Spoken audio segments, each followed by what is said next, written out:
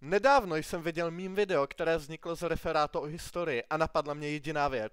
To musím mít doma. Náhodou mi byla zrovna zadána práce z fyziky, kde mám za prvé vysvětlit, jak funguje elektromotor a za druhé to nemá být referát. Takže jako každý youtuber vykradu obsah ostatním. Guli guli guli wata lingangu lingangu lingangu guli guli guli wata lingangu. Vzhledem k tomu, že si nemohou dovolit udělat kvalitní referát, budu muset číst z Wikipedie, takže cituji. Elektromotor je v elektrotechnice elektrický stroj, který slouží k... Dáváte vůbec pozor? Tak tady si vemte Subway Surfers a dávejte pozor. Takže znova. Elektromotor se stavil v roce 1828, kněz Štefán Anián Jedlík. Dobrý, tohle je k ničemu. Hele, radši se zeptám ChatGPT.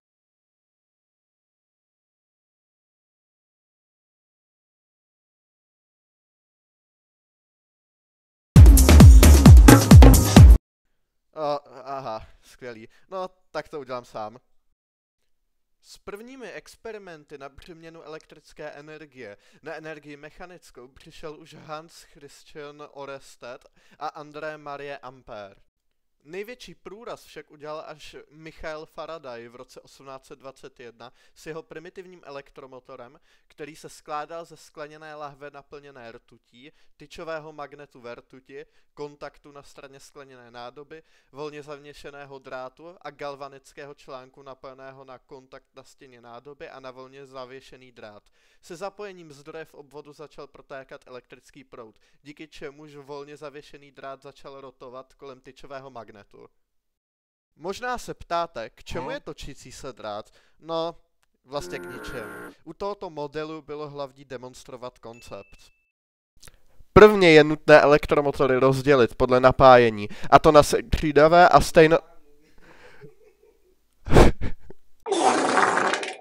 Prvně je nutné elektromotory rozdělit podle napájení, a to na střídavé a stejnosměrné motory. Stejnosměrné motory jsou silné při nižších otáčkách, ale jsou více ztrátové. Využívají se v zařízeních s bateriemi, které není možné zapojit do zásuvky. Stejnosměrné motory jsou efektivnější a díky tomu se využívají ve spotřebičích nebo velkých strojích. A jak elektromotor funguje? Základní elektromotor se skládá ze statoru, rotoru a komutátoru. Stator je magnet, který obklopuje rotor. Rotor je pak elektromagnetem. Když obvodem začne procházet proud a elektromagnet se zapne, bude z jedné strany přitahován a z druhé odpuzován statorem. Když se rotor otočí o 180 stupňů, komutátor prohodí směr procházejícího proudu a tím pádem se přihodí póly elektromagnetu a opět se otočí o dalších 180 stupňů. V praxi se elektromotory dají využívat jak v autech, tak ve spotřebičích. Někoho však napadlo obrátit princip elektromotoru a tím vznikla větrná elektrárna. Vzhledem k tomu, že už jsem vyčerpal možnosti na natažení videa, postavím si vlastní homopolární motor. Na to však budu muset mít nějaký součástky. What shall we use to conduct this beautiful current with? What one particular element comes to mind?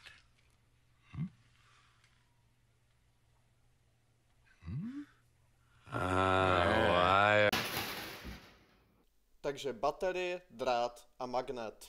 Magnet má sice správně být neodymový, ale potom, co jsem viděl ty ceny na Alze, jsem se rozhodl koupit magnety feritový. Prvně musíme drát dostat do požadovaného tvaru, což je takové M-ko.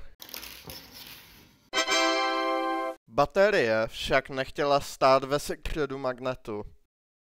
Když jsem to celý postavil, tak jsem zjistil, že drát se odmítá točit. Prvně mě napadlo, že motor nefungoval kvůli tomu, že feritový magnet není tak silný jako magnet neodymový. Nakonec mi náš vyučující půjčil neodymový magnet, za což moc děkuji, a tak jsem experiment zopakoval. Motor ale nefungoval ani s neodymovým magnetem. Nakonec jsem zjistil, že aby motor fungoval, musí se drát dotýkat i magnetu, který je na spodku baterie.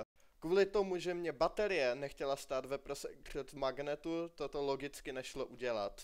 Všimněte si, že u každého homopolárního motoru, který vidíte na internetu, je vždycky magnet menší než podstava baterie.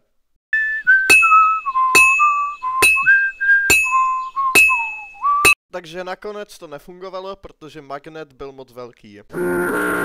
To mi však vůbec nevadí, protože jsem se aspoň naučil, jak funguje elektromotor, naučil jsem se editovat a jelikož jsem blbec a všechno jsem si ukládal na plochu, tak mám k tomu i zasviněnou plochu.